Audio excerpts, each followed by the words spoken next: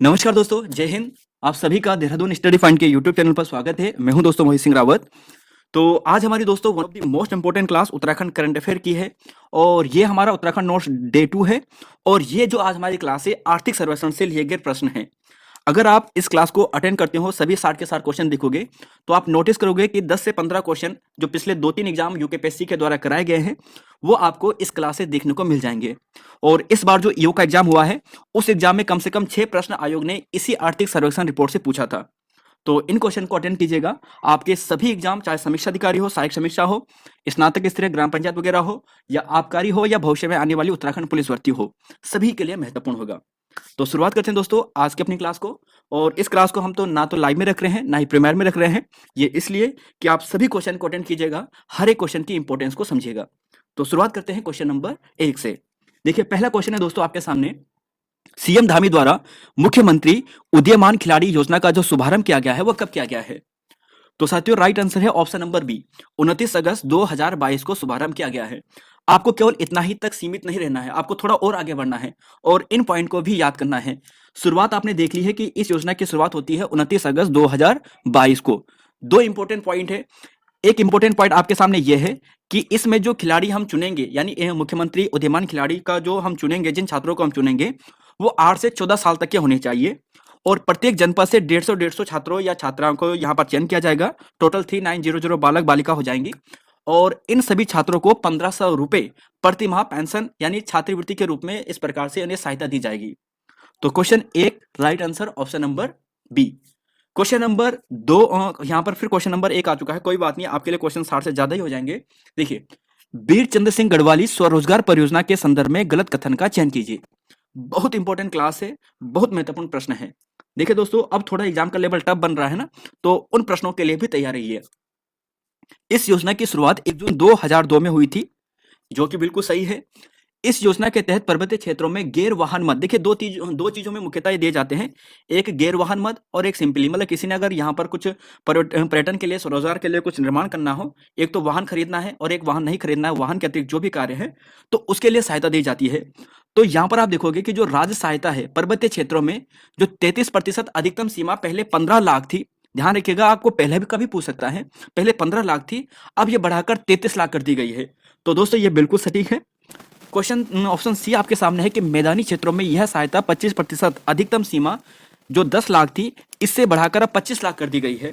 यह भी दोस्तों बिल्कुल सटीक है। और जो लास्ट वाला ऑप्शन आप देख रहे हैं कि वाहन मद में अगर कोई लग्जरी कार खरीदता है या लग्जरी इलेक्ट्रिक वाहन खरीदता है, तो उसमें जो 50% दी जाती थी सब्सिडी, उसमें 10 लाख नहीं बल्कि दोस्तों 20 लाख कर दिया गया है। तो ऑप्शन जो डी आप देख रहे हैं यही यहां पर गलत है। आप इस पॉइंट को पढ़िएगा। और देखिए दोस्तों, ये आपके सामने पूरा 445 पेजेस हैं। अगर आप इस पूरे डाटा को पढ़ोगे ना, 445 पेज के आसपास हैं और उसे पढ़ने में आपको कम से कम 4 से 5 घंटे या मैक्सिमम 8 या 10 घंटे भी लग सकते हैं। तो लगभग 7-8 घंटे हमने देखकर आपके लिए मोस्ट इंपोर्टेंट क्वेश्चन रखे हैं, जिससे आपका समय भी बचेगा, सारे इंपोर्टेंट क्वेश्चन आपको एक साथ मिल जाएंगे और आप जल्दी जल्दी इन क्वेश्चन को याद भी कर दोगे। देखिए दोस्तों, जो बातें क्वेश्चन के रूप में रखी थी सभी सटीक थी, आप इसे देखिएगा। और यहां पर यह भी ध्यान रखिएगा, जो लास्ट वाला था कि यह सीमा 20 लाख कर दी गई है जो इलेक्ट्रिक लग्जरी वाहन हेतु। चलेंगे अगले क्वेश्चन पे। क्वेश्चन नंबर यहां पर आप देखोगे 2 है। देखिए, 2011-12 के आंकड़ों के आधार पर राज्य की अर्थव्यवस्था में प्राथमिक क्षेत्र का योगदान कितना था? सबसे बड़े बड़े फ्रंट में ये पेज, ये डाटा बन रखा है शुरुआत में ही, तो निश्चित ही जो एग्जाम सेट करेगा उसकी नजर वहां पे जाएगी और हो सकता है वो क्वेश्चन आपके सामने रख दे। तो 2011-12 के आंकड़ों के आधार पर राज्य की जो अर्थव्यवस्था थी वो 14% योगदान था प्राथमिक क्षेत्र का। ये आपके सामने डाटा है और ये भी ध्यान रख लेना, ये प्रचलित भाव पे था, ठीक है, प्रचलित भाव पर। प्राइमरी क्षेत्र 14% था, सेकेंडरी 52% था और 33.88 ये क्या था, ये सेकेंडरी क्षेत्र था, टर्सरी क्षेत्र था, यानी तृतीय क्षेत्र था। तो 3 चीज ध्यान रखिएगा, 2011-12 के आंकड़ों के आधार पर 14, 52, 33, 14, 52 और 33। चलेंगे क्वेश्चन नंबर 3 पे और यहां पर आपके सामने अब 2021-22 के डाटा पर चलते हैं। और ऐसे प्रश्न आपको पूछ लिए गए हाल ही के एग्जाम में कि 2021-22 के आंकड़ों के आधार पर राज्य की अर्थव्यवस्था में प्राथमिक क्षेत्र का योगदान कितना है। प्राथमिक क्षेत्र की बात की गई है और ये 2021-22 का डाटा है और इसके आधार पर ऑप्शन नंबर जो सी आप देख रहे हैं 12.36, ये महत्वपूर्ण प्रश्न है। आगे आगे आप क्वेश्चन को अटेंड करते जाएगा, आपको क्वेश्चन दिखने लग जाएंगे कि यह क्वेश्चन भी हाँ यहाँ पर पूछा था, ये क्वेश्चन भी यहाँ पर पूछा था, ये क्वेश्चन भी यहाँ पर पूछा था। तो देखिएगा क्वेश्चन को आप अटेंड कीजिएगा, सभी 60 के 60 क्वेश्चन को, बेहद इंपॉर्टेंट है। देखिए अगर हम 2021-22 के डाटा के आधार पर बात करते हैं तो प्राइमरी है 12.36%, सेकेंडरी है दोस्तों 46%, और टर्सरी की बात करें यानी तृतीय क्षेत्र की बात करें तो ये है 41%, 41.43%। तो ये दो डाटा बहुत इंपॉर्टेंट है। चलेंगे अगले क्वेश्चन पे। क्वेश्चन नंबर 4 है, देखिए कि 2021-22 में प्रचलित भावपात प्राथमिक क्षेत्र में कृषि के बाद सर्वाधिक योगदान किस क्षेत्र का था। देखिए अब जो ये 2021-22 में है ना, प्रचलित भाव पर प्राथमिक क्षेत्र जो हमारा आता है, प्राथमिक क्षेत्र में जैसे आता है खनन आ जाता है, मत्स्य पालन, पशुपालन, वानिकी वगैरह, ये सारे प्राथमिक क्षेत्र के भाग हैं। तो इसमें किसका योगदान सर्वाधिक था? तो सर्वाधिक योगदान आपको दूसरा जो मिलने वाला है कृषि के बाद, ये वानिकी क्षेत्र का मिलेगा। देखिए सबसे ज्यादा नो डाउट, किसी को डाउट नहीं होना चाहिए कि एग्रीकल्चर सबसे ऊपर होता है ना। प्राथमिक क्षेत्र में जो सबसे बड़ा जो क्षेत्र होता है वो एग्रीकल्चर का होता है, कृषि का होता है। लेकिन अगर हम कृषि के बाद अगर दूसरा चयन करें तो दूसरा आपको वानिकी और जो लठ निर्माण होता है ना, वो होता है। तो ये दोस्तों आपके सामने डेटा है, आप यहाँ पर देख सकते हैं, ठीक है। और यहीं पर अगर ऐसा पूछा जाएगा कि सेकेंडरी क्षेत्र में, तो सेकेंडरी क्षेत्र में दोस्तों जो सबसे इंपॉर्टेंट भाग है वो है यहाँ पर मैन्युफैक्चरिंग का, विनिर्माण का, निर्माण करने का। चलेंगे क्वेश्चन नंबर यहाँ पर 5 है और आपके सामने प्रश्न है, देखिए 2022-23 में आए आंकड़ों के आधार पर गलत कथन का चयन करना है। 2022-23 में राज्य का सकल घरेलू उत्पाद 302 लाख अनुमानित किया गया था, जो राज्य की, ठीक है, ये यहाँ पर था, राज्य की आर्थिक विकास दर अनुमान इतना था 7.08%। प्रति व्यक्ति आय में लगभग 10% की वृद्धि दर्ज की गई थी और राज्य की प्रति व्यक्ति आय यहाँ पर 2,44,000 रुपए अनुमानित थी। तो कौन सा कथन गलत है यहाँ पर? तो ये 3 ऊपर के सही हैं, चौथा कथन गलत है। देखिए 2022-23 में जो सकल घरेलू उत्पाद था ये 3 लाख अनुमानित था राज्य का, 3 लाख है ना, 3.02 लाख। अब जो आर्थिक विकास दर थी, ध्यान रखिएगा, 7.08 थी। कितनी थी? 7.08% है ना। और यहीं पर आप देखोगे कि राज्य की जो प्रति व्यक्ति आय जो बढ़ोतरी हुई थी वो 10% की बढ़ोतरी हुई थी, यानी 10.05% की वृद्धि हुई थी। और राज्य की जो प्रति व्यक्ति आय थी वो दोस्तों 2,33,000 थी। ध्यान रखिएगा कितनी थी? 2,33,000। क्वेश्चन नंबर आप चलेंगे यहाँ पर, क्वेश्चन नंबर 6। यह प्रश्न दोस्तों आपके इस वाले एग्जाम में, जो ईओ का एग्जाम हुआ था वहां पर पूछा गया था। प्रदेश में दीनदयाल उपाध्याय गृह आवास योजना के किस वर्ष कार्यान्वित थे? ठीक है, क्वेश्चन ये था। और जब हमने आपको पिछले साल का जो वीडियो वाला जो एग्जाम था ना, तो वहां पर भी हमने इस प्रश्न को आपको करवाया था। तो आप सभी इस प्रश्न को देखिए, इसका राइट आंसर आपको मिलेगा 2018। इस बार प्रश्न क्या पूछा गया था? इस बार दोस्तों प्रश्न आपके सामने यहाँ पर थोड़ा डीप बनाकर पूछ लिया गया था। और डीप कुछ इस प्रकार बनाया गया था, प्रश्न आपके सामने पूछा गया था कि निम्नलिखित कथनों पर जो होम स्टे परियोजना है इसके संदर्भ में गलत कथन का चयन करें। पहला था कि इस योजना की शुरुआत 2017 में हुई, वही गलत था। और बाकी जो और थे फैक्ट यहाँ पर कि इस योजना के अंतर्गत पर्यटन विभाग द्वारा पर्वतीय क्षेत्रों में 50% सब्सिडी यानी अधिकतम 15 लाख रुपए। और एक प्रश्न यहाँ से ये बना दिया गया था कि पर्वतीय क्षेत्र में 15 लाख रुपए यानी अधिकतम 50% सब्सिडी, और मैदानी क्षेत्रों में 25% सब्सिडी जो 7.5 लाख रुपए है ये प्रदान की जा रही है। तो यहीं से 2-3 प्रश्न फैक्ट उठाकर आयोग ने ईओ के एग्जाम में आपके सामने प्रश्न रखा था। तो ध्यान रखिएगा साथियों, पर्वतीय क्षेत्र में अधिकतम 15 लाख है 50% सब्सिडी पर, मैदानी क्षेत्र में 7.5 लाख है अधिकतम 25% सब्सिडी पर। और यह योजना 2018 में शुरू हुई थी। 7वें क्वेश्चन पर आ जाते हैं। यहाँ पर क्वेश्चन नंबर 6 के बाद क्वेश्चन नंबर 7 आ जाते हैं। दिसंबर 2022 की स्थिति के अनुसार वीर चंद्र सिंह गढ़वाली स्वरोजगार परीक्षण प्राप्त करने वाले सर्वाधिक लाभार्थी किस जनपद के हैं? अब यहां से कुछ और प्रश्न डीप से बन सकते हैं, वो आपके सामने रखे हैं, ठीक है। दिसंबर 2022 तक की स्थिति के अनुसार वर्ष के अनुसार, ठीक है, वीर चंद्र सिंह गढ़वाली जो स्वरोजगार प्रशिक्षण प्राप्त करने वाले सर्वाधिक जो यहाँ पर लाभार्थी है वो किस जनपद के हैं? तो ध्यान रखिएगा दोस्तों, वो आपको मिलेगा नैनीताल के। कहां से मिलेंगे? नैनीताल के। साथियों यहाँ पर आप देखिए, आपको जो फैक्ट ध्यान रख लेना है वो यहाँ पर ये रख लेना है कि वीर चंद्र सिंह गढ़वाली में सर्वाधिक जो लाभार्थी हैं दिसंबर 2022 तक की स्थिति के अनुसार, यानी यहाँ की बात कर रहे हैं, तो सर्वाधिक लाभार्थी आपको कहां से मिलेंगे? नैनीताल के मिलेंगे। और नैनीताल से आप कितने देखोगे? तो नैनीताल से आप देखोगे कि इनकी संख्या 27 है। ये दिसंबर 2022-23 की स्थिति के आधार पर है, ठीक है। 27 से सर्वाधिक कहां है? नैनीताल है। दूसरा ऑप्शन अगर एग्जाम में आता है कि दूसरा कौन है, तो दूसरा आपको मिलेगा यहाँ पर 22 और वो मिलेगा आपको अल्मोड़ा। पहला नैनीताल, दूसरा अल्मोड़ा। ये किस स्थिति के आधार पर है? दिसंबर 2022 तक की स्थिति के आधार पर, ठीक है, यानी 2022-23 वर्ष के लिए, क्योंकि जो वर्ष समाप्त होगा ना, ये जो वित्तीय वर्ष समाप्त होगा, ये मार्च तक समाप्त होगा, 30-31 मार्च तक, है ना। तो यहां पर ये था। अगर यही प्रश्न 2021-22 के आधार पर पूछा जाए, ध्यान से सुनिएगा, अगर यही प्रश्न 2021-22 के आधार पर आपको पूछा जाएगा, तब आपका आंसर क्या होगा? तब आप यहां पर एक चीज देखोगे कि 24-24, है ना, 24-24 कौन से हैं? अल्मोड़ा बागेश्वर। 24-24 कौन है? अल्मोड़ा बागेश्वर।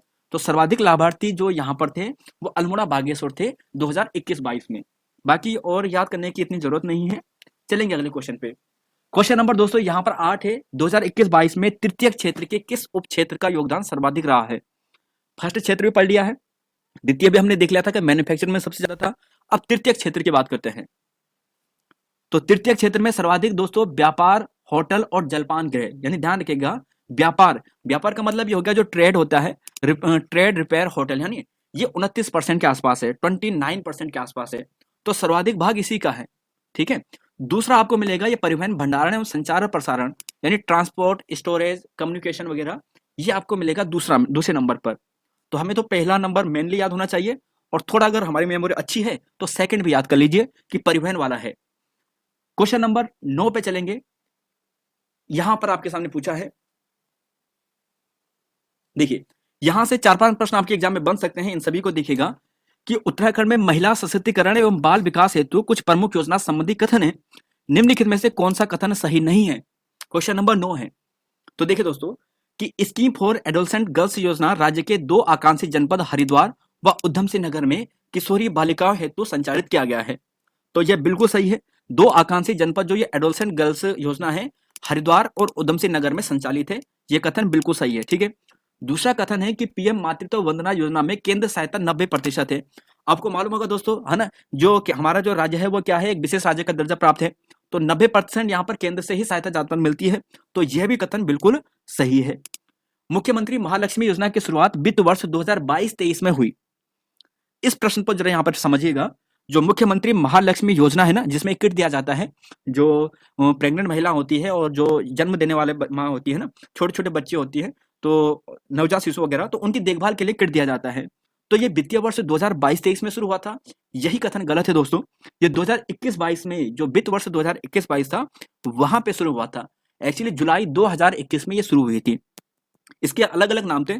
जो महालक्ष्मी योजना नाम दिया था वो तीरथ सिंह रावत ने दिया था। इससे पहले त्रिवेंद्र सिंह रावत ने ही कुछ अलग नाम से इसका शुरुआत कर दी थी, लेकिन तीरथ सिंह रावत ने महालक्ष्मी नाम से इस योजना की शुरुआत की थी। और फाइनली जुलाई 2021 में जैसे उन्होंने शुरुआत की थी, बोल तो दिया था, लेकिन इसका जो इनॉग्रेशन किया था, बाद में फाइनल किया था, वो पुष्कर धामी ने किया था जुलाई 2021 में। और आंचल अमृत योजना दोस्तों 3 से 6 वर्ष के बच्चों के पोषण युक्त भोजन प्रदान करना होता है। और इस योजना की शुरुआत की बात करते हैं तो ये 7 मार्च 2019 को शुरू हुई थी। साथियों चलेंगे अगले क्वेश्चन पे। क्वेश्चन नंबर 10 है, तीलू रोंतली पुरस्कार 2022-23 के लिए कितने किशोरियों को सम्मानित किया गया? तो ये तो दोस्तों आपने बार बार पढ़ लिया है, करंट अफेयर में बार बार आपने देख लिया है कि 12 महिलाएं हैं, ठीक है। क्वेश्चन नंबर 11 है कि 2022-23 के कितने आंगनबाड़ी कार्यकर्ताओं को आंगनबाड़ी कार्यकर्ती पुरस्कार से सम्मानित किया गया? तो आप कहोगे कि 35 महिलाओं को किया गया।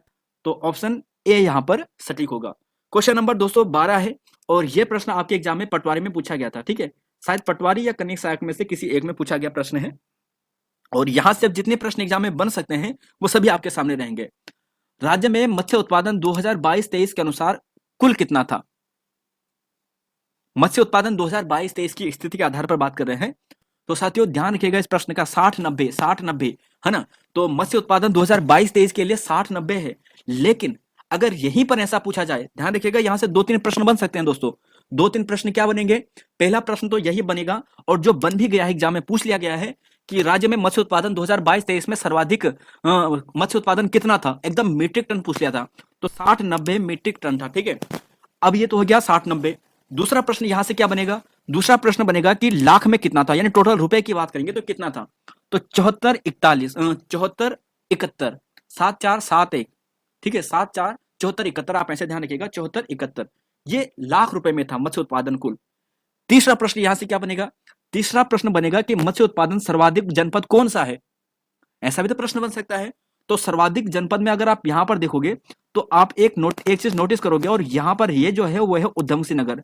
क्या है, उधम सिंह नगर में 3164, यानी सर्वाधिक matric ton, 1000 matric ton Udham Singh Nagar में क्या होता है, इसका उत्पादन होता है मत्स्य बीज का, मत्स्य का।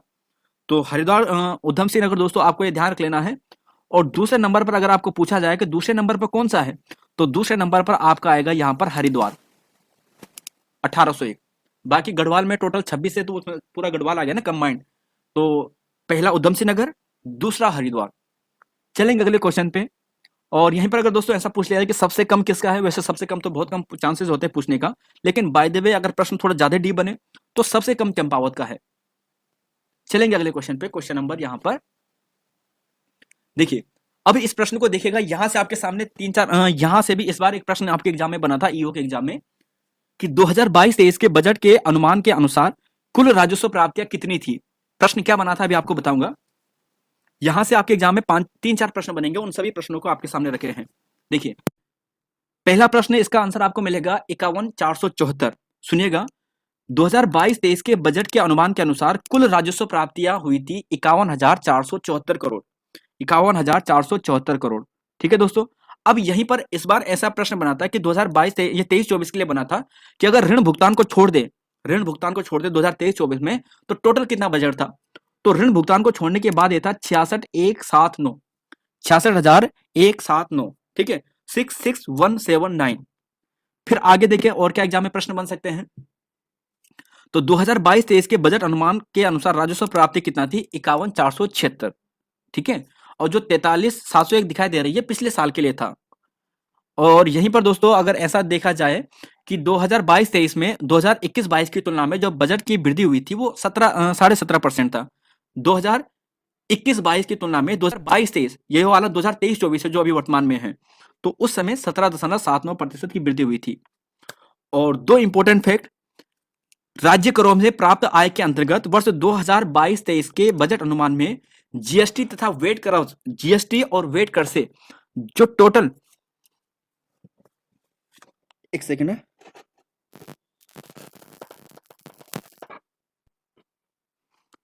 ठीक है, कुछ गंदा रिजल्ट के यहाँ, एक सेकेंड। उससे प्राप्त राज्य करों में देखिए जीएसटी और जो वेट करों की जो टोटल आय थी वो 8,400 करोड़। ठीक है, 8,404 करोड़। और लास्ट फैक्ट दोस्तों यहां पर यह है कि केंद्रीय करों में 2022-23 के बजट अनुमान के अनुसार राज्य का जो आंकड़ा था, राज्य के लिए जो भाग था वो 9,103 करोड़ था, 130 करोड़। तो चार फैक्ट है दोस्तों आपके सामने। ठीक है, चारों फैक्ट को लिखेगा, हो सकता है कभी एग्जाम टफ बने तो ऐसे प्रश्न आपको बीच से पूछ लिया जाए। क्वेश्चन नंबर यहां पर चलेंगे 14 पे। वित्त वर्ष 2022-23 में राज्य सरकार द्वारा किस क्षेत्र में सर्वाधिक धनराशि व्यय की गई थी। तो साथियों इसका राइट आंसर आपको मिलेगा शिक्षा के क्षेत्र में। किस क्षेत्र में, शिक्षा के क्षेत्र में। यहां पर आप देखोगे जो तृतीय क्षेत्र वाला हमारा यहां पर देखोगे तो जो एजुकेशन सेक्टर है ना, एजुकेशन सेक्टर, यहां पर 30% क्या किया गया है कि राशि खर्च की गई है शिक्षा के क्षेत्र में। बाकी अगर और क्षेत्र में देखोगे तो और क्षेत्र में आप देखोगे कि जो जनरल पब्लिक सर्विस है वहां पर दूसरा नंबर है। ठीक है, तीसरा नंबर इकोनॉमिक सर्विस में आपको मिलेगा, और बाकी थोड़ा और पीछे पीछे है। तो सर्वाधिक हमारा जो क्षेत्र पर जो राज्य सरकार ने खर्च किया है 22-23 में वो शिक्षा पर ही किया है। ठीक है, 30% के आसपास। चलेंगे अगले क्वेश्चन पे। बजट 2022-23 के अनुसार राज्य की कुल आय का सबसे बड़ा स्रोत कौन सा था। तो देखिए दोस्तों इसका सही आंसर आपको मिलेगा केंद्र से सहायता अनुदान। ठीक है, केंद्र से सहायता अनुदान। पूरा डाटा आपके सामने रखा है। केंद्र से सहायता अनुदान कितना है, 32.77%। कितना है, 32.77%। चलेंगे अगले क्वेश्चन पे। क्वेश्चन नंबर यहां पर है 2023 के अनुसार राज्य को केंद्र से कितना प्रतिशत अनुदान प्राप्त हुआ है। 16वां प्रश्न है। तो आप कहोगे कि ये हुआ है 27.07%। ये देखिए अगर आप यहाँ पे देखोगे केंद्र से करों में राज्य का जो अंश आपको मिला है ना, ये तो हो गया 14.79%। और यहाँ पर क्या पूछा है कि 2022-23 का राज्य को केंद्र से कितना प्रतिशत अनुदान मिला है। तो अनुदान की बात करें तो ये 27% है। कितना है, 27%। चलेंगे अगले क्वेश्चन पे। क्वेश्चन नंबर 17 है, ऋषिकेश कर्णप्रयाग रेल लाइन हाल ही में चर्चा में रही है। इस रेल लाइन की कुल लंबाई कितनी है। लगभग लंबाई की बात करें तो आपको मिलेगा ऑप्शन नंबर जो बी आप देख रहे हैं 125 किलोमीटर। ये सही है। ठीक है दोस्तों, देखिए 5 शहरों से होकर ये जाएगी, देवप्रयाग, श्रीनगर, गोचर, कर्णप्रयाग। ठीक है, 5 महत्वपूर्ण शहर से होकर गुजरेगी ये लाइन। ब्रॉड गेज है दोस्तों, लगभग 1676 mm की है, 1676 mm की यहाँ पर ये लाइन है और 125.20 किलोमीटर इसकी लंबाई है और यहीं पर आपके सामने दिखाया गया है। ठीक है, 18 पुल और 17 सुरंग से होकर इसके जाएगी। क्वेश्चन नंबर 18 देखिए, पीएम किसान सम्मान निधि योजना में, अब देखिए यहां से भी इस बार ईओ में एक प्रश्न आपके एग्जाम में बना था। कौन सा प्रश्न था अभी आपको बताऊंगा। दो प्रश्न बने थे। देखिए पहला प्रश्न ये वाला बना था जो डी पॉइंट है और अगला प्रश्न ही ये बना था कि ये वाला जो 18वां वाला है। तो दो प्रश्न इस पेज से आपके सामने बने थे इस बार की ईओ एग्जाम में। पीएम किसान सम्मान निधि योजना के संबंध में असत्य कथन का चयन करें। जितने फैक्ट यहां से बन सकते हैं दोस्तों आपके सामने रखे हैं, सभी क्वेश्चन को याद कीजिएगा। भारत सरकार द्वारा यह योजना 1 दिसंबर 2018 से शुरू किया गया। ठीक है, देखिए दोस्तों वैसे ये फरवरी के आसपास होती है ना 2019 से, लेकिन वो मान्य उसमें ये कहा जाता है कि यह जो योजना है ये 1 दिसंबर से मानी जाएगी, 1 दिसंबर 2018 से। तो यह तो बिल्कुल सटीक है। इस योजना में 6,000 रुपए दिए जाते हैं, 3 किस्तों के माध्यम से दिए जाते हैं, 2,000 करके। तो दूसरा भी सही है। इसकी प्रथम किस्त 1 मार्च से 30 जून के मध्य आवंटित की जाती है, यही दोस्तों गलत है। और राज्य की इस योजना में क्रियान्वयन के लिए कृषि विभाग को इसका नोडल विभाग बनाया गया है। यही प्रश्न दोस्तों पूछा गया था कि पीएम किसान निधि योजना के तहत इस योजना के क्रियान्वयन के लिए किस विभाग को नोडल विभाग बनाया गया है। कृषि, वित्त और कुछ और भी थे यहाँ पर, श्रम वगैरह। तो कृषि विभाग को इसका नोडल विभाग बनाया गया था, यह भी सही है। तो जो ऑप्शन सी देख रहे हैं यह गलत है। ठीक है दोस्तों, अभी आपको बताऊंगा। और इस प्रश्न की बात करें, यहाँ पर देखिए प्रदेश में उपरोक्त योजना के संचालन के लिए, उपरोक्त योजना मतलब किसान सम्मान निधि योजना की बात कर रहे हैं, कौन सा नोडल अधिकारी बनाया गया है। तो इसका आंसर दोस्तों आपको जो मिलने वाला है वो ये मिलेगा, ध्यान रखिएगा, आयुक्त एवं सचिव राजस्व परिषद उत्तराखंड। ध्यान से सुनेगा दोस्तों, यही प्रश्न एग्जाम में पूछा गया था आपके इस बार। किसे किसे चुना गया था, आयुक्त एवं सचिव। पूरा नाम देखिएगा, पेपर देखिएगा, आप वहां पर नोट कीजिए, आयुक्त एवं सचिव राजस्व परिषद उत्तराखंड नोडल अधिकारी नामित किया गया है। ठीक है दोस्तों, एक तो ये हो गया है। अब जरा यहां से एग्जाम में जो जो प्रश्न आपके बन सकते हैं वो सभी देखिए। पहला है कि 1 दिसंबर 2018 से यह योजना दोस्तों शुरू होती है। 6,000 रुपए इसमें दिए जाते हैं, 2,000 की 3 किस्तों में दिए जाते हैं। ठीक है, प्रथम किस्त की जो समयावधि है ये 1 अप्रैल से 31 जुलाई के बीच में होती है। ठीक है, मतलब मान के चलिए 2-2 महीने, एक तो अप्रैल से लागू होगी। कब से होगी, अप्रैल से। तो 1 अप्रैल से, फिर जून और फिर जुलाई, मतलब 3-3 महीनों की किस्त में ना, यानी 3 महीने के भीतर भीतर आपको प्रथम किस्त जारी करनी है, 1 जुलाई से 31 जुलाई के बीच में। फिर देखिए अगली फिर अगस्त से होगी, अगस्त, सितंबर, अक्टूबर, नवंबर। और चौथी जो होगी यानी सॉरी तीसरी जो किस्त होगी वो दिसंबर से मार्च के बीच में होगी। तो ये दोस्तों इनका किस्त का समयावधि है, पहला अप्रैल से जुलाई, फिर अगस्त से नवंबर और फिर दिसंबर से मार्च। तो यहां पर ये हो गया है। और पात्र लाभार्थी किस्त को भुगतान के चिन्हित होने पर पीएम किसान पोर्टल पर डेटा अपलोड होने से संबंधित चतुर्मास 4 मंथली पीरियड पर आधार पर किया जाएगा। और प्रदेश में इसके संचालन हेतु कृषि विभाग को नोडल विभाग कौन बनाया गया है, कृषि विभाग को। तो कृषि विभाग को नोडल विभाग बनाया गया है, यह प्रश्न भी पूछा गया था, किस विभाग को, कृषि विभाग को। और दोस्तों थोड़ा सा और डीप अगर आपको पूछ ले भविष्य में बाय द वे, तो ध्यान रखिएगा कि इस बार राज्य सरकार ने जो आवंटित राशि है ना, ये कितनी बांटी गई है, 318 करोड़ 2022-23 के लिए। कितनी है, 318 करोड़। और 547 2021-22 के लिए था। तो यहां से जितने भी प्रश्न एग्जाम में बन सकते थे आपके सामने रखा था। और थोड़ा एक और इंपॉर्टेंट प्रश्न यहां पर आपके लिए जो बन रहा है कि सर्वाधिक बेनिफिशियरी किसान किस जनपद में रहे हैं इस योजना के तहत। तो टिहरी गढ़वाल, आप ध्यान रखिएगा। चलेंगे क्वेश्चन नंबर 19, अटल आवास योजना के संदर्भ में गलत कथन का चयन करना है। इस प्रश्न को भी नोट कीजिएगा और सारे इंपॉर्टेंट फैक्ट को याद कीजिएगा। यह योजना 2009 में शुरू हुई थी, बिल्कुल सही है दोस्तों। इस योजना में राज्य में यह योजना एससी के बीपीएल परिवार और जिनकी वार्षिक आय तथा और कोई भी जिनकी वार्षिक आय 32,000 से कम है, इनके लिए आवास निर्माण हेतु सहायता दी जा रही है। तो दोस्तों यह भी सही है, रुपए ध्यान रखिएगा, कितनी आय, 32,000 से कम होनी चाहिए। पर्वतीय क्षेत्रों में यह सहायता 40,000 दी जा रही है और मैदानी क्षेत्रों में यह सहायता 35,000 रुपए दी जा रही है। तो कौन सा गलत है यहां पर, तो सी गलत है दोस्तों। ठीक है, 40,000 नहीं बल्कि 38,500 रुपए। कितना है, 38,500 रुपए। तो ये क्वेश्चन नंबर 19 का सी राइट आंसर है। क्वेश्चन नंबर 20 देखिए, यहां पर पूछा गया है कि वित्तीय वर्ष 2021-22 के लिए जनजातीय कार्य मंत्रालय भारत सरकार द्वारा किस स्थान पर एकलव्य आदर्श आवासीय विद्यालय की स्वीकृति प्रदान की गई है। देखिए यहाँ पर ये बताया गया है कि 3 एकलव्य आदर्श विद्यालय पहले से ही यहाँ पर है। 2021-22 के लिए एक अलग से एक आदर्श एकलव्य आदर्श विद्यालय की स्वीकृति दी गई है, जो मेहरावना में होगा। कहाँ पे होगा? मेहरावना में। और मेहरावना कहाँ पर है जी? मेहरावना चक्राता में है। कहाँ पर है? चक्राता में है। कहाँ पर है? चक्राता में है। तो ग्राम मेहरावना एकलव्य आदर्श आवासीय विद्यालय चक्राता। चलेंगे अगले क्वेश्चन पे, 21वें क्वेश्चन पर। देखिए, वर्ष 2021-22 के लिए उत्तराखंड की प्रति व्यक्ति आय कितनी है? अगर आपने सबसे पहला प्रश्न देखा, आप सीधे ऑप्शन नंबर सी पे चले जाओगे। वो 2022-23 के लिए दोस्तों, ठीक है। 2021-22 के लिए ऑप्शन बी सही है, 2,05,840। 2,05,840। चलेंगे अगले क्वेश्चन पे। क्वेश्चन नंबर 22 है, राज्य सरकार द्वारा जो पॉलिसी है right of the way policy, जो दूरसंचार व्यवस्था को सुचारू करने से संबंधित है, ये कब लाई गई है? तो ये दोस्तों 2018 में लाई गई है। कब लाई गई है? 2018 में लाई गई है।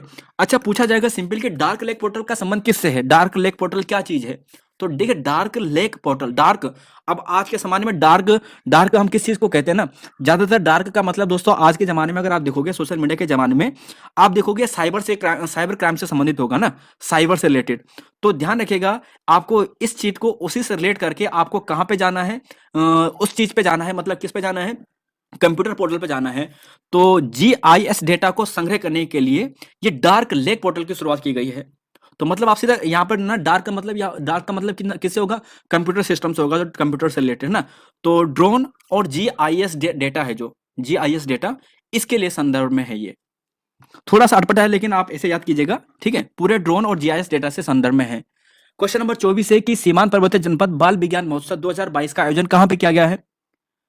तो सीमांत पर्वतीय जनपद में बाल विज्ञान महोत्सव 2022 का आयोजन चंपावत में किया गया है। कहां पर?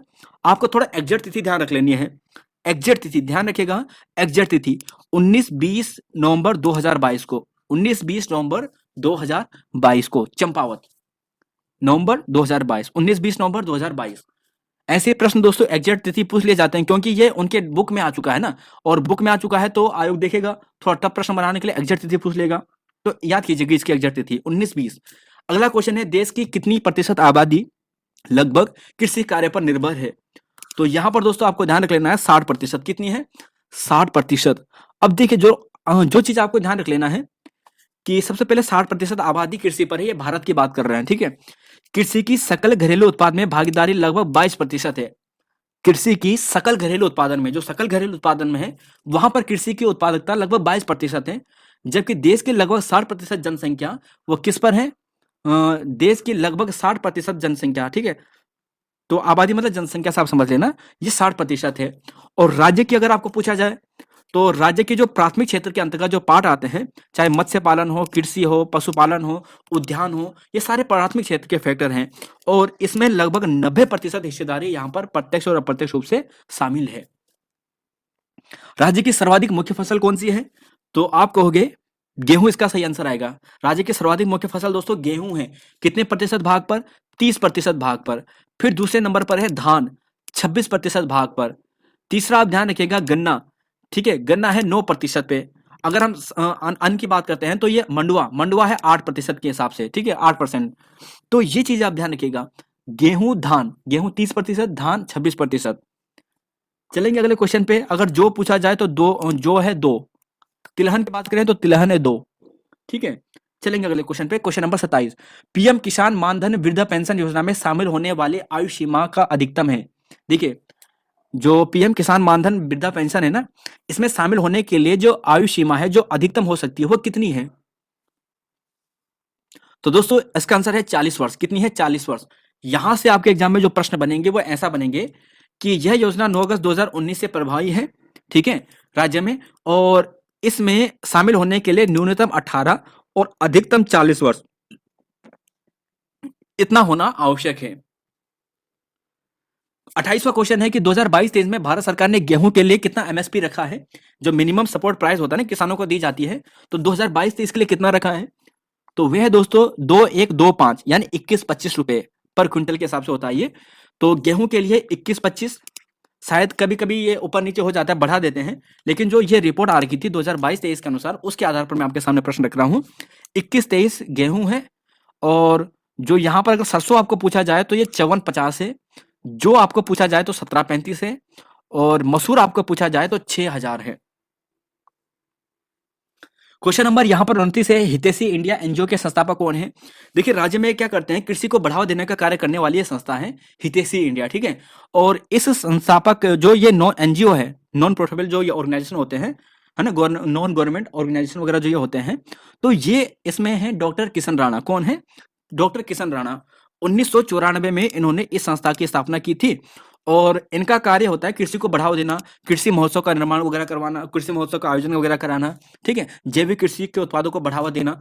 तो अभिनव प्रयोग किया है यहाँ पर डॉक्टर किशन राणा ने, जो बागेश्वर से हैं, गरुड़ बागेश्वर से। और ध्यान रखिएगा किसान महोत्सव इनके द्वारा आयोजित किया जाता है, और प्रत्येक वर्ष में 3 दिवसीय कार्यक्रम होता है। क्वेश्चन नंबर 30 है, पीएम कृषि सिंचाई योजना के तहत कितने प्रतिशत केंद्र पोषित होता है? तो देखिए दोस्तों, केंद्र पोषित में आप सीधा 90% ले जाना, मैक्सिमम चांसेस है कि 90% आपका सही हो जाए, ठीक है। जो केंद्र पोषित कोई योजना है और भारत राज्य में है, तो 90% आप सीधा वहां पे चले जाना। देखिए यहां से आपको क्या चीज ध्यान रख लेनी है, जो प्रधानमंत्री किसान कृषि सिंचाई योजना है ना, इसके 3 महत्वपूर्ण घटक है। एक है पर ड्रॉप मोर क्रॉप, दूसरा है हर खेत को पानी, तीसरा है समेकित जलागम विकास कार्यक्रम। तो ये 3 महत्वपूर्ण घटक है इसके, इस कृषि सिंचाई योजना के 3 महत्वपूर्ण घटक, हर खेत में पानी, पर ड्रॉप मोर क्रॉप, और समेकित जलागम विकास कार्यक्रम। चलेंगे अगले क्वेश्चन पे। बाकी मृदा स्वास्थ्य कार्ड योजना है, इसमें भी 90% ही यहाँ पर क्या है, केंद्र पोषित होता है। नमामि गंगे स्वच्छता प्लान के अंतर्गत प्रथम चरण 2017-18 में कितने जनपदों को चयनित किया गया था? तो आप कहोगे कि ऑप्शन ए 5 जनपदों को किया गया था। ध्यान रखिएगा, एक्शन नमामि गंगे क्लीन अभियान उत्तराखंड राज्य में स्वच्छता action plan Namami Gange clean अभियान का क्रियान्वयन 2017-18 से शुरू हुआ था। प्रथम चरण में 5 जनपद, चमोली, उत्तरकाशी, पौड़ी, रुद्रप्रयाग और टिहरी, ठीक है। यहां पर ध्यान रख लेना है कि जो गंगा नदी पर बसे हैं, बेसिन पे हैं, इनको यहां पर शामिल किया गया था। और 42 ग्राम पंचायतों में कृषि विकास की गाइडलाइन के अनुसार ये कार्य किया गया था यहाँ पर। चलेंगे अगले क्वेश्चन पे। क्वेश्चन नंबर यहाँ पर क्वेश्चन नंबर है 32। 2022-23 की स्थिति के अनुसार राज्य में सार्वजनिक क्षेत्र में कुल कितनी चीनी मिली है? सार्वजनिक क्षेत्र की कुल चीनी मिले, देखिए राज्य में दोस्तों अभी वर्तमान में ना टोटल 8 चीनी मिले हैं, पहले 10 हुआ करते थे, आपने जब कभी पढ़ा होगा। वर्तमान में 8 चीनी मिले हैं, ठीक है। और 8 में से 2 चीनी जो है वो सार्वजनिक क्षेत्र के हैं। यहां पर आप देखोगे ना कि सहकारी अगर आपको पूछा जाए तो 3 है, सार्वजनिक आपको पूछा जाए तो यहां पर आपको 2 मिलेगा, और निजी क्षेत्र आपको पूछा जाए, प्राइवेट क्षेत्र आपको पूछा जाए तो 3 है। तो टोटल 8 चीनी मिले हैं। और बाकी कुछ थोड़ा बहुत इंपॉर्टेंट यहाँ से इतना नहीं बन सकता मेरे ख्याल से, अगर बनेगा भी तो एक बार जरा सा हल्का सा देख लीजिएगा कि यहाँ पर क्या बनेगा। चीनी मिलों द्वारा पेराई सत्र 2022-23 में कि 89 कुंटल, मतलब 89.50, मतलब 90 कुंटल के आसपास गन्ने की पेराई करते हुए 7.69 लाख कुंटल चीनी का उत्पादन किया गया। कितनी चीनी का उत्पादन? 7.69 लाख कुंटल, 7.5 लाख। सीधे सिंपल सा फैक्ट ध्यान रखिएगा कि लगभग 89 लाख कुंटल उन्होंने गन्ने की पेराई की, और 7 लाख कुंटल चीनी का उत्पादन यहां पर किया। अगले क्वेश्चन पे चलेंगे हम सीधा। क्वेश्चन नंबर 33 है, भौगोलिक क्षेत्र के सापेक्ष सर्वाधिक वनाच्छेदित जनपद कौन सा है? यह प्रश्न भी इस बार पूछा गया है, और यह प्रश्न 2-3 बार रिपीट हो चुका है। तो आप दोगे आंसर नैनीताल। क्या दोगे? नैनीताल। देखिए यहां पर क्रम भी दोस्तों इसका है, पहला नैनीताल, दूसरा चंपावत, तीसरा पौड़ी गढ़वाल, चौथा रुद्रप्रयाग। अगर अगली बार ऑप्शन में नैनीताल ना आए तब चंपावत ध्यान रखिएगा। भौगोलिक क्षेत्र के सापेक्ष सर्वाधिक जो वनाच्छादित जनपद है वो नैनीताल है, दूसरा चंपावत, फिर आप ऐसे ध्यान रखिएगा एनसीपी नैनीताल, चंपावत और पौड़ी गढ़वाल। सीमत याद कीजिएगा, कहीं आप चमोली पे ना चले जाए, है ना। तो आप ऐसे याद करते हैं एनसीपी, ऐसे याद कीजिए एनसीपी। तो आप पी से आप डायरेक्ट ऐसे चले जाओगे, चंपावत हो जाएगा, और इस पी से आप पौड़ी गढ़वाल भी चले जाना। भौगोलिक क्षेत्र के सापेक्ष सबसे कम वनाच्छादित जनपद कौन सा है? तो अभी तक सर्वाधिक पूछा गया है, अब अगर सबसे कम पूछा जाए तब कौन सा होगा? तब दोस्तों उधम सिंह नगर होगा, और उधम सिंह नगर के बाद हरिद्वार, फिर पिथौरागढ़ और फिर चमोली। ये पूरा डाटा आपके सामने है, आप इसे अच्छे से देख सकते हैं, ठीक है। चलेंगे अगले क्वेश्चन पे। क्वेश्चन नंबर 35 है कि वन रिपोर्ट 2021 अनुसार राज्य के वनावरण में कुल कितनी वृद्धि दर्ज की गई है? तो कितनी वृद्धि दर्ज की गई है दोस्तों? तो देखिए दोस्तों, अगर हम वृद्धि की बात करते हैं ना, तो 2 किलोमीटर स्क्वायर यहाँ पे ऑप्शन में रखा है, तो आप बोलना कि 2 क्या चीज है, तो किलोमीटर स्क्वायर क्षेत्रफल, ठीक है। तो 2 की यहाँ पर की गई है। आप यहाँ पर देखोगे, देखिए 2019 में जो यहाँ पर उत्तराखंड का कुल वनावरण था ना, वो था 24,303। अब जो 2021 में जो 2 साल बाद दोबारा नई रिपोर्ट आई थी, उसमें यहाँ पर जो वनावरण हुआ वह 24,305 हुआ। कितना हुआ? 24,305। मतलब 3 से लेकर 5 बढ़ गया, मतलब +2 की वृद्धि हुई। 2 किलोमीटर क्षेत्रफल यहाँ पर वनों का हमारे यहाँ पर इस बार बढ़ा है।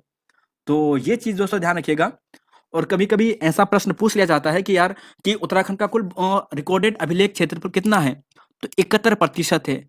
आंकड़ों में बात करें तो वो 37,999 सॉरी 37,999, मतलब ये हो गया 71% के आसपास ये कुल अभिलेखित है।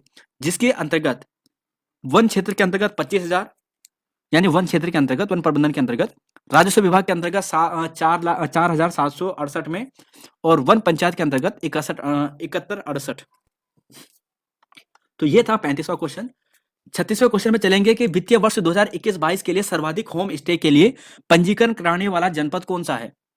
वित्तीय वर्ष 2021-22 के लिए सर्वाधिक होम स्टे के लिए पंजीकरण कराने वाला जनपद कौन सा है? तो आंसर आपको मिलेगा ऑप्शन नंबर दोस्तों बी, उत्तरकाशी आपको यहां पर सही मिलने वाला है। यहां पर देखिए 2021-22 के आपको पूछा गया ना, तो 2021-22 में आप यहां पर देखोगे कि सर्वाधिक जो यहां पर पंजीकरण योजना में लाभ लिया है जिसने, वो कराया है यहां पर उत्तरकाशी ने, ठीक है, 217। बाकी सब 100 के बीच में या 100 से कम ही है। और अगर 2022-23 की स्थिति के आधार पर पूछे, दिसंबर 2022 की स्थिति के आधार पर, तो वहां पर है नैनीताल। वहां पर कौन है? नैनीताल। तो यह दोस्तों दोनों फैक्ट ध्यान रखिएगा। प्रधानमंत्री ग्राम सड़क योजना की शुरुआत कब होती है? प्रधानमंत्री ग्राम सड़क योजना की जो शुरुआत होती है, ये होती है 2000 को। कब होती है? 2000 को। यह प्रश्न भी आपको पिछले एग्जामों में पूछ लिया गया है। क्वेश्चन नंबर यहाँ पर जायका परियोजना का संबंध किससे है? तो आप कहोगे कि वनों से संबंधित है। किससे संबंधित है? वनों से संबंधित है। मतलब उत्तराखंड वन संसाधन प्रबंधन परियोजना है ये एक प्रकार की जायका परियोजना, जो 2014-15 से वाह्य सहायित योजना उत्तराखंड वन संसाधन प्रबंधन परियोजना यानी जायका पोषित प्रारंभ की गई है। कब से? 2014-15 से, वित्त वर्ष से। चलेंगे अगले क्वेश्चन पे। क्वेश्चन नंबर यहां पर चलेंगे 39 पे। देखिए सर्वाधिक विदेशी पर्यटक निम्नलिखित में से किस स्थान पर आए हैं? जो हमारा कौन सा तीर्थ स्थान है जहां पर सर्वाधिक तीर्थ पर्यटक आए हैं वर्ष 2022 में? तो देखिए दोस्तों केदारनाथ ध्यान रखिएगा, क्या है? केदारनाथ। लेकिन अगर प्रश्न यहीं पर थोड़ा और बन जाए, देखिए प्रश्न 2 टाइप से बनेगा। अगर आपको घरेलू पूछ लिया जाए तो घरेलू में तो दोस्तों बद्रीनाथ में सर्वाधिक आए हैं। टोटल आपको पूछ लिया जाए कि सर्वाधिक 2022 में कहां आए हैं, तो वहां पर ही बद्रीनाथ ही होगा। लेकिन अगर आपको केवल ऐसा पूछा जाए कि विदेशी पर्यटक कहां पे आए, जो मैंने आपके सामने प्रश्न रखा है, तब केदारनाथ आएगा। तब क्या आएगा? केदारनाथ आएगा, ठीक है। और दोस्तों दूसरा नंबर यहाँ पर आपका बद्रीनाथ का आएगा विदेशी पर्यटक में। और बाकी दोस्तों यहाँ पर टोटल में ध्यान रखिएगा, टोटल में बद्रीनाथ पे आएगा, दूसरा केदारनाथ आएगा। ये आपके सामने कर्म रखना है। और बाकी अगर गंगोत्री यमुनोत्री की बात करें तो गंगोत्री में ज्यादा आए हैं, नहीं हाँ गंगोत्री में ज्यादा आए हैं, और उसके बाद फिर यमुनोत्री में। तो कर्म भी दोस्तों आपके सामने याद हो जाएगा। और एक चीज दोस्तों आपको और भी बताना है, कहीं आप कुछ और बोलेंगे यार कि आपने ऐसा बता दिया। देखिए आपको प्रश्न भी ध्यान रखना है कि कौन से वर्ष के लिए आपको पूछा गया है। 2022 में पूछा जाए तो 2022 में स्थिति ये होगी, और 2021 में आपको पूछा जाए तो 2021 में तो सर्वाधिक जो पर्यटक आए थे ना, वो कहां पर आए थे? वो केदारनाथ में आए थे 2021 में। लेकिन 2022 में सर्वाधिक पर्यटक बद्रीनाथ में आए हैं।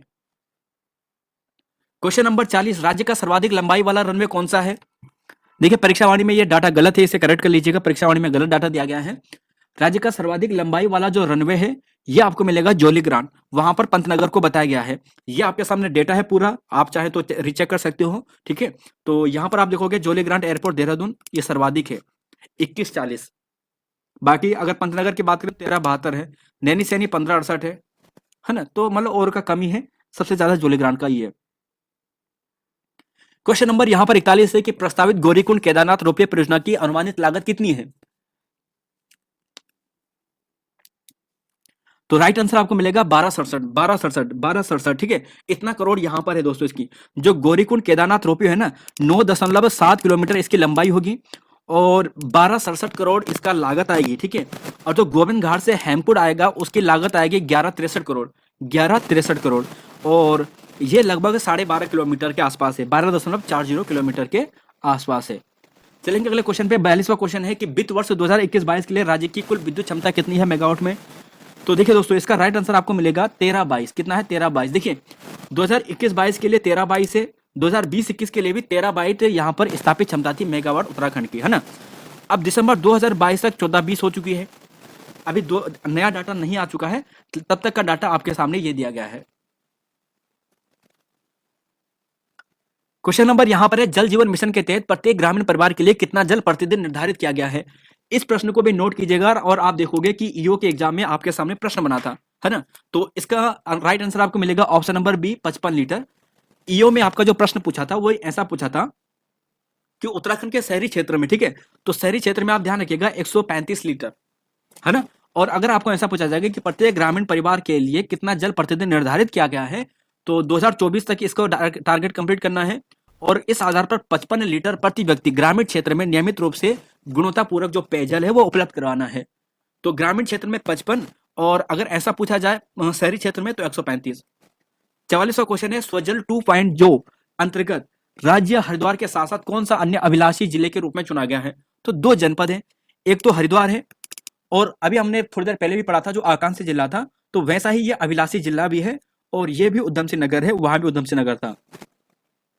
तो देखिए दोस्तों, आपके सामने ये है, ठीक है, तो यहां पर आप इसे पढ़ लीजिएगा आराम से। क्वेश्चन नंबर 45 है और यहां पर पूछा, क्वेश्चन नंबर 45 है और यहां पर पूछा गया है, अच्छा प्रश्न दोस्तों यहाँ पर प्रश्न यहाँ पर तो गायब हो चुका है और सीधा यहाँ पर आंसर आ चुका है, लेकिन कोई बात नहीं, मैं आपके लिए प्रश्न बना देता हूं।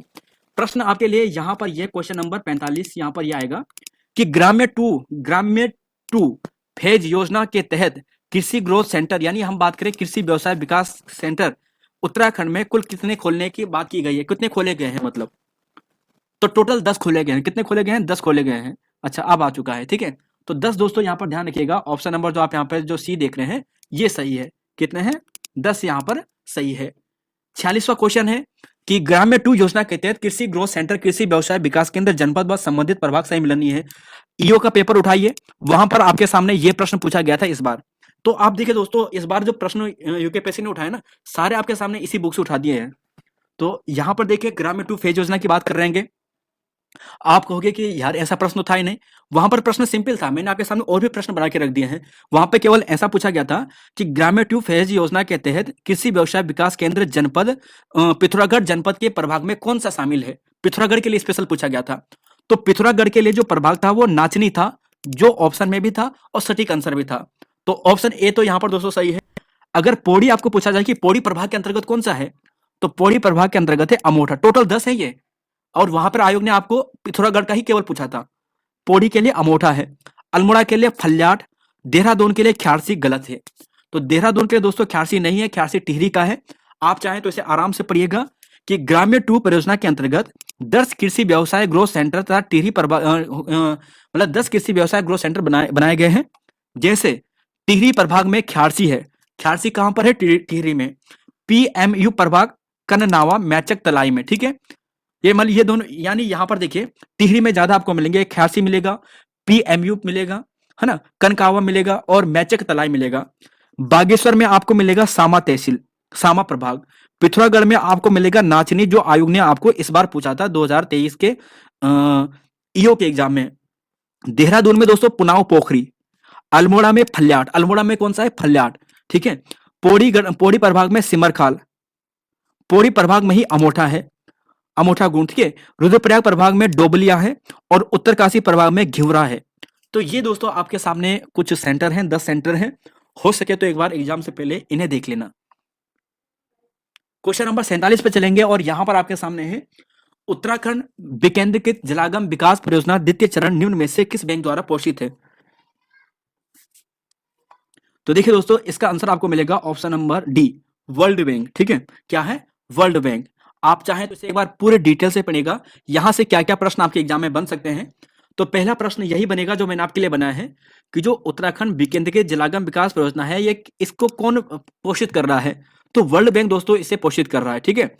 2004 से 2014 से ये 7 वर्षीय परियोजना थी, 2014 से लागू हुई थी और इसकी जो लागत थी वो 156 मिलियन यूनिट थी।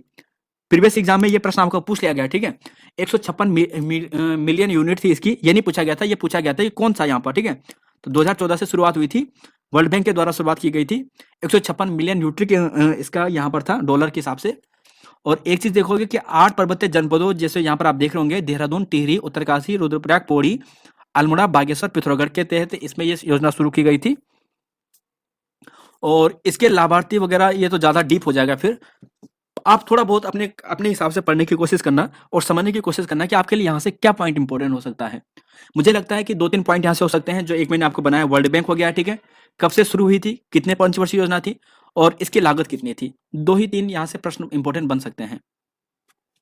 क्वेश्चन नंबर 48 है कि अंतरराष्ट्रीय कृषि विकास निधि वित्त पोषित IFAD एकीकृत आजीविका सहयोग परियोजना का शुभारंभ कब हुआ था। तो साथियों इसका राइट आंसर आपको मिलेगा ऑप्शन बी, 2012 में इसकी शुरुआत हुई थी।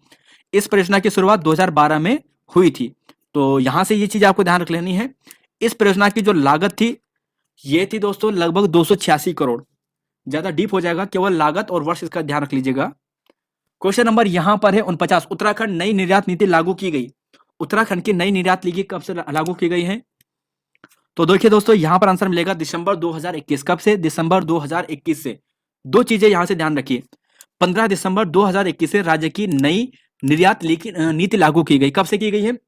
दिसंबर 2021 से, यानी 15 दिसंबर 2021 से लागू की गई है। और यहां पर आप देखोगे कि यहाँ पर जो हाल ही में इस पर रैंकिंग जारी की गई थी, उस समय उत्तराखंड की रैंक 19वें स्थान पर था, ठीक है। नहीं, पहले 19वें स्थान पर था, उसके बाद उत्तराखंड 13वें स्थान पर आ जाता है, यानी 19वें स्थान से बढ़कर 23वें स्थान पर आ जाता है। मतलब 2022 की बात कर रहे होंगे ये, तो 13वें स्थान पर आ जाता है निर्यात नीति में। तो 2 फैक्ट आपके सामने ये है। क्वेश्चन नंबर 50 है, राज्य की महिला उद्यमी विशेष प्रोत्साहन योजना का शुभारंभ किया गया। पटवारी में पूछा गया प्रश्न है आपके सामने। ये प्रश्न क्या पूछा था वह भी मैं आपको बताता हूं। मैंने तो आपके लिए सिंपल प्रश्न रख दिया है जिससे कि आप थोड़ा डर ना लगे इस प्रश्न को देखकर। तो देखिए इसका सही आंसर आपको मिलेगा बी, 2015 में, ठीक है। लेकिन आयोग ने सिंपल नहीं पूछा था प्रश्न। आयोग ने यह पूछा था कि राज्य में महिला उद्यमी विशेष प्रोत्साहन योजना के तहत महिलाओं को कितने प्रतिशत का अनुदान दिया जा रहा है, यानी कितने प्रतिशत का लाभ दिया जा रहा है, पूंजीगत सहायता दी जा रही है। तो प्रश्न था 25% और अधिकतम 25 लाख, ठीक है, प्रश्न ये था। तो ये दोस्तों आपके सामने है कि 2015 से ये स्कीम शुरू होती है। पूंजीगत उत्पादन सहायता में कुल स्थिर पूंजी निवेश का 25%, यानी अधिकतम 25 लाख का यहाँ पे पूंजीगत सहायता होगी। और ब्याज उत्पादन सहायता बैंकों द्वारा स्वीकृत ऋण 6%, अधिकतम 5 लाख प्रति इकाई होगी। तो यह दोस्तों यहाँ पर था। 51वां क्वेश्चन है कि स्टार्टअप नीति 2022 के अनुसार कितने वर्षों के भीतर 1000 स्टार्टअप बनाने का बात की गई है। देखिए हमारे उत्तराखंड ने टारगेट रखा है कि हम 1000 स्टार्टअप बनाएंगे और 5 वर्षों के भीतर बनाएंगे। तो 5 वर्षों के भीतर जो स्टार्टअप नीति आई है वहां पर इन्होंने ये कहा है, ठीक है। और 30 नए इंक्यूबेशन सेंटर बनाने की भी यहाँ पर बात की गई है। क्वेश्चन नंबर यहाँ पर 52, देखिए एमएसएमई मंत्रालय द्वारा कहां पर एमएसएमई टूल रूम की स्थापना की गई है। फिर ईओ का एग्जाम खोलिए और ईओ के एग्जाम में प्रश्न को देखिए, वहां पर आपके सामने प्रश्न पूछा गया है। तो देखिए एमएसएमई मंत्रालय द्वारा कहां पर एमएसएमई टूल रूम की स्थापना की गई है। तो सितारगंज दोस्तों इसका सही आंसर है।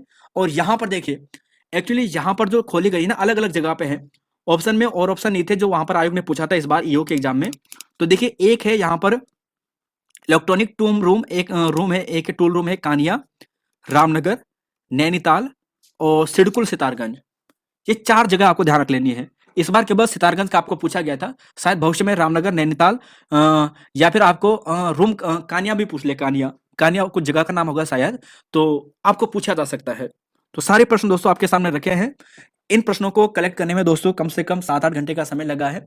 आप भी चाहे तो आप क्या कीजिए, सर्च कीजिए, आप गूगल पे सर्च कीजिए और आर्थिक समीक्षा रिपोर्ट 2022-23 सर्च कीजिए, आपको ये लेटेस्ट रिपोर्ट मिल जाएगी। 445 लगभग पेजेस है इसमें, 445 के आसपास पेजेस हैं और इसे आप पढ़िए, है ना। कोशिश तो हमने की है कि सबसे इंपॉर्टेंट आपके सामने रखें, और लेकिन जो आपको लगता है कि शायद कुछ और भी इंपॉर्टेंट होगा तो एक बार आप डाउनलोड करके इस रिपोर्ट को पढ़ लीजिएगा। 53वां क्वेश्चन है कि 2022 में जीआई टैग प्राप्त नहीं हुआ। तो देखिए दोस्तों भोटिया दन इसका सही आएगा, ठीक है। एक्चुअली जो 2021 है ना, देखिए 2021 में भोटिया दन, एपण, रिंगाल क्राफ्ट, ताम्र उत्पाद और थुलमा, इन्हें दिया गया था जीआई टैग। 2021 की बात कर रहे हैं। अब 2022 की अगर हम बात करें तो एक तो नेटल है जो बिच्छू घास हो गया, है ना। एक है पिछोड़ा, आपने देखा होगा कि अल्मोड़ा की जितनी भी मतलब जो महिलाएं होती हैं या फिर जो कुमाऊं की महिलाएं होती है ना, शादीशुदा महिलाएं होती है, वो पीछे पिछोड़ा पहनते हैं, शायद उसी की बात कर रहे हैं। नैनीताल की आर्टिस्टिक कैंडल, चमोली का मुखौटा और रुद्रप्रयाग की मंदिर कलाकृति, इन्हें दोस्तों जीआई टैग मिला है। तो ये 5 उत्पाद है 2022 में, 5 उत्पाद है 2021 में, एक बार देख लीजिएगा नोट करके। क्वेश्चन नंबर यहाँ पर 54 है कि राज्य में प्लास्टिक पार्क स्थापित किया गया है। इंपॉर्टेंट प्रश्न है ये भी, सितारगंज इसका सही आंसर आएगा। तो राज्य में प्लास्टिक पार्क दोस्तों सितारगंज में किया गया है। एरोमा पार्क आपको पूछा जाएगा तो आपका आंसर आएगा काशीपुर में। कहां पर? काशीपुर में। तो ये दोस्तों आपके सामने है, आप इसे पढ़ लीजिएगा। और हाँ दोस्तों, एक चीज ध्यान रखिएगा कि भारत अंतर्राष्ट्रीय व्यापार मेला जो 2022 है, ये कहां पर हुआ था? ये दिल्ली में आयोजित किया गया था नवंबर 2022 को। उत्तराखंड खादी एवं ग्रामोद्योग बोर्ड के 4 अधीनस्थ क्षेत्रीय कार्यालय कहां पर नहीं है? देखिए 4 क्षेत्रीय कार्यालय हैं उसके, तो निम्न में से कौन सा नहीं है? एक्चुअली प्रश्न यहां पर यह होना था। तो देखिए अल्मोड़ा, चंबा, श्रीनगर है, लेकिन रुद्रपुर नहीं है। कौन कौन से हैं? रुद्रपुर की जगह में है जसपुर। क्या है? जसपुर। तो देखिए 4 क्षेत्रीय कार्यालय हैं, चंबा, अल्मोड़ा, श्रीनगर, जसपुर। बंधुआ श्रमिक पुनर्वास अधिनियम कब लाया गया है? तो ये दोस्तों 1976 में लाया गया था। कब लाया गया था? 1976 में। अब देखिए पीएम श्रम योगी मानधन योजना के तहत असंगठित क्षेत्रवाद श्रमिक जिसकी मासिक वेतन से कम हो वह पंजीकरण कर सकता है। मतलब इस योजना में शामिल होने के लिए जो असंगठित क्षेत्र के जो श्रमिक है वो उनकी मासिक आय किससे कम होनी चाहिए? 15,000। कितने से कम होनी चाहिए? 15,000 से। तो ये देखिए दोस्तों, यहाँ पर अगर आप देखोगे ना इस योजना के बारे में, जो PMSYM जो स्कीम है ना, मासिक वेतन यहाँ पे 15,000 से कम होना चाहिए असंगठित क्षेत्र के व्यक्ति के लिए। और 18 से लेकर 40 वर्ष तक की इसकी आयु होनी चाहिए। श्रमिक द्वारा न्यूनतम 55 रुपए से लेकर 200 रुपए मासिक नियमित रूप से योगदान देना होगा 60 वर्ष तक। और 60 वर्ष जब हो जाएंगे, कंप्लीट हो जाएंगे, तो उसे पेंशन के रूप में 3,000 रुपए से 3,000 रुपए की मासिक पेंशन के साथ शुरुआत होगा। यानी 3,000 से शुरू होगी। जिसने जिस हिसाब से जमा किए होंगे उसे उस हिसाब से मिलेंगे। किसी ने 55 के होंगे, किसी ने 200 के होंगे, है ना? तो उस हिसाब से ई श्रम पोर्टल पर पंजीकृत कामगार की दुर्घटना में मृत्यु होने पर नामित व्यक्ति को कितने रुपए की सहायता राशि दी जाती है? ठीक है, सहायता राशि दी जाती है। तो आंसर है दोस्तों 2 लाख रुपए। कितना है? 2 लाख रुपए। आप यहां पे देख लीजिएगा कि सबसे पहले जो ई श्रम पोर्टल है ना, ये 2021 से प्रारंभ हुआ है। और इसमें यह बताया गया है कि इसमें सम्मिलित होने के लिए न्यूनतम 16 वर्ष और अधिकतम 59 वर्ष इतनी आयु होनी चाहिए। और वही असंगठित क्षेत्र के लिए 15,000 से कम यहाँ पर क्या होना चाहिए? व्यक्ति होना चाहिए। और 2 लाख रुपए की दुर्घटना सहायता इसमें राशि का प्रावधान किया जाता है। लास्ट क्वेश्चन है दोस्तों आज का कि पीएम श्रम योगी मानधन योजना के तहत सर्वाधिक पंजीकृत वाला जनपद कौन सा है? तो सर्वाधिक पंजीकृत वाला जनपद कौन सा है? फिर याद कीजिए, यूकेपीएससी का मार्च या अप्रैल में पूछा गया यह प्रश्न है। शायद पटवारी या कनिक सहायक में से किसी एक एग्जाम में पूछा गया प्रश्न है कि सर्वाधिक मानधन योजना के तहत पंजीकृत वाला जनपद कौन सा है? तो देहरादून जनपद है। देखिए दोस्तों, यहां से 3-4 प्रश्न बन सकते हैं कि सर्वाधिक पंजीकृत जनपद कौन सा है। आपका आंसर आएगा देहरादून सर्वाधिक पंजीकृत जनपद है। ठीक है, ये आपके सामने डेटा है। ठीक है, पीएम प्रधानमंत्री श्रम योगी मानधन योजना में नामांकन के लिए पूछ लिया गया प्रश्न है ये। दूसरा प्रश्न यहां से यह बनेगा कि सबसे कम कौन सा है फिर? तो सबसे कम अगर आप देखोगे तो ये 874 है, और 874 में यह बागेश्वर। तो सबसे कम नामांकन बागेश्वर में हुआ है, सर्वाधिक नामांकन देहरादून में हुआ है। ठीक है, कहां पे हुआ है? देहरादून में हुआ है। अगर दूसरा स्थान पूछा जाए तो दूसरा स्थान आपको हरिद्वार मिलेगा, 5712, है ना? ये तो हो गया पीएम श्रम योगी मानधन योजना। दूसरा प्रश्न यहां पर ऐसा बन सकता है कि राष्ट्रीय पेंशन योजना में नामांकन के लिए सर्वाधिक कहां पर हुआ है? तो पेंशन योजना में जो सर्वाधिक नामांकन हुआ है ना दोस्तों, ये आप देखोगे 288 देहरादून में ही हुआ है। और दूसरा नंबर है यहां पर उधम सिंह नगर में। ठीक है, फिर अगर आपको ऐसा पूछा जाए कि ई श्रम योजना में पंजीकृत कामगार सर्वाधिक, तो सर्वाधिक दोस्तों आपको यहां पर जो मिलने वाला है ना, ये आपको मिलेगा 5 लाख। और 5 लाख कहां पर है? हरिद्वार में है। उधम सिंह नगर में उधम सिंह नगर में सर्वाधिक है। ठीक है, उधम सिंह नगर में सर्वाधिक है। पहला है उधम सिंह नगर में, दूसरा आपको मिलेगा हरिद्वार में। तो आप यहां से देख सकते हैं। ठीक है, हाँ। तो देखिए अगर ऐसा पूछा जाए कि ई श्रम योजना में पंजीकृत कामगार सर्वाधिक, तो उधम सिंह नगर में है, दूसरा हरिद्वार में है। और यहीं पर अगर प्रधानमंत्री श्रम योगी मानधन योजना में आपको पूछा जाए तो देहरादून होगा। तो साथियों, ये 60 प्रश्न थे। हमने पूरी कोशिश की कि जितने भी इंपॉर्टेंट प्रश्न आपके एग्जाम में बन सकते हैं वो आपके सामने रखें। रही बात दोस्तों, देखिए यहाँ पर कुछ इंपॉर्टेंट हो सकता है कि कुछ और इंपॉर्टेंट हो अभी, है ना। तो हमने तो कोशिश करी की है कि यहाँ पर जितने इंपॉर्टेंट हो सकते हैं होगा, है ना। अगर थोड़ा हमें समय मिलता है बाद में और कुछ थोड़ा और प्रश्न जो वैसे इंपॉर्टेंट तो नहीं है लेकिन हो सके शायद पूछ लें, तो पार्ट 2 लाने का इसका कोशिश करेंगे। वहां पर भी 20-30 क्वेश्चन थोड़ा कोशिश करेंगे कि और क्या पिकअप हो सकते हैं। नहीं तो एक बार आप यूट्यूब में सर्च कीजिए, गूगल में सर्च कीजिएगा, इसकी पीडीएफ आपको मिल जाएगी। आपको केवल ये सर्च करना है आर्थिक सर्वेक्षण 2022-23, है ना। आपको इसकी पीडीएफ मिल जाएगी और आप डाउनलोड कर लेना गूगल से। तो फिलहाल तो दोस्तों यहाँ पर इतना ही है और आप इन्हें नोट कीजिएगा, बहुत इंपॉर्टेंट आपके एग्जाम के लिए होगा। तो धन्यवाद, जय हिंद दोस्तों, नमस्कार और जय उत्तराखंड, जय देवभूमि।